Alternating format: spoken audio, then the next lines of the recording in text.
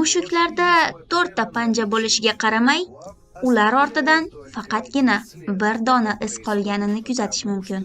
Bu holat ularning orqa panjalari oldingi panjalari iziga aniq kelib tushishidandir. Bu ajoyib qo'llanma to'g'ri tekislash deb ataladi. Va shu sababli mushuklar harakatlanayotganlarida kuchini saqlab qoladilar va shovqinni kamaytiradilar. Bundan tashqari, ularning ortki panjalarini tekshiruvdan o'tgan xavfsiz joyga tushayotganligiga ishonch hosil qiladilar. Mushuklar guruhlar bilan harakatlanayotganlarida bu qo'llanma ularni qatordan buzilmay yurishga, sonini yashirishlariga va qaytayotganlarida esa yana o'sha xavfsiz yo'ldan qaytishlariga yordam beradi.